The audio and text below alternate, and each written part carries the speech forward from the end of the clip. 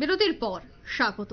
তিনটি ফৌজদারি আইন সংক্রান্ত বিচার ব্যবস্থার আধুনিকীকরণ, বিচার প্রক্রিয়া ত্বরান্বিত করা, পাশাপাশি ক্ষতিগ্রস্তদের সুরক্ষা সুনিশ্চিতের উদ্দেশ্যের বিষয় নিয়েই সোমবার কমলপুর আরক্ষা দপ্তরের উদ্যোগে কমলপুর থানার কনফারেন্স হলে বিভিন্ন স্তরের নাগরিকদের নিয়ে সচেতনতা প্রোগ্রামের আয়োজন করা হয়। আজ যেহেতু 1 জুলাই, তাই আজ থেকে এই তিনটি ফৌজদারি নাগরিক স্বার্থে আইন চালু হয়েছে।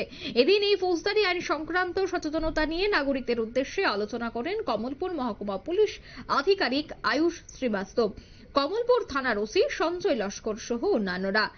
এছাড়া এই অনুষ্ঠানে একাধিক বিষয় নিয়ে আলোচনা করা হয়েছে। বিশেষ করে ভারতীয় নাগরিক সুরক্ষা সংহিতায় 173 ধারা এখতিয়ার নির্বিশেষে যে কোন স্থান থেকে এবং আইনের নিবন্ধনের বিধান, একাধিক বিষয় কিন্তু আজ আলোচনা করা হয়েছে। কি বলছেন সংশ্লিষ্টরা আজকের এই অনুষ্ঠান থেকে শোনাবো।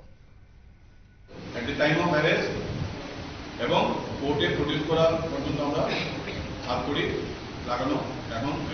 লাগানোর জন্য আমাদেরকে বলা হয়েছে। ঠিক আছে, সাধারণ জিনিস আমাদের যে বাড়ি বাড়িতে যে সমন যায়, এটা ছিল আগে আইনে ছিল যে সমন, ধরেন যার নামে সমনটা যাইতেছে কোর্ট থেকে ইস্যু হয়েছে, পার্টিকুলার যেমন রামগোয়ালা, ওনার নামে সমনটা ইস্যু করা হয়েছে। রামগোয়ালা বাড়িতে নাই, তখন আগে লতে ছিল ওই বাড়িরই কোনো একজন অ্যাডাল্ট মেম্বারের কাছে, অ্যাডাল্ট মেল মেম্বারের কাছে দিতে লাগবে। আগে কি ছিল, যে কোনো একজন পুরুষ মানুষের কাছে সমনটা দিয়ে দিতে পারে। এখন এটা চেঞ্জ হয়েছে, এখন পুরুষ না, যে কোনো অ্যাডাল্ট মেম্বার হতে পারে। তার মানে ওর মা হতে পারে, বাবা হতে পারে, ভাই হতে পারে, বোন হতে পারে, দিয়ে দিতে পারে অ্যাডাল্ট মেম্বার। ঠিক আছে, এটা একটা চেঞ্জ এসেছে সমনের ক্ষেত্রে। তারপর এখন যে আমাদের আমরা যে অনেক জায়গায় থেকে সার্চ করি, সিজার করি, এটাতে একটা নতুন আইন আইনে বলা হয়েছে। এখন এগুলোতে আমাদের সবগুলোতে ভিডিও রেকর্ডিং করতে লাগবে, অডিও ভিজুয়াল রেকর্ডিং। এবং এই অডিও ভিজুয়াল রেকর্ডিংটা আগে তো আমরা কি করতাম, যে কাগজে যে আমাদের ইন্ডিপেন্ডেন্ট উইটনেস থাকতো, যারা সাক্ষী থাকতো, তাদের উপস্থিতি আমরা সিজার লিস্ট তৈরি করে পাঠাইতাম। সিজার লিস্ট আমরা তৈরি করবো, পাশাপাশি অডিও ভিজুয়াল রেকর্ডিং থাকবো। সেই রেকর্ডিংটাও কোর্টে আমাদেরকে প্রডিউস করতে পারবো 48 ঘন্টার মধ্যে। ঠিক আছে, তারপর যে এফআইআর, যেটা তার প্রথমেই এফআইআর উপরে গুরুত্ব দেওয়া হয়েছে।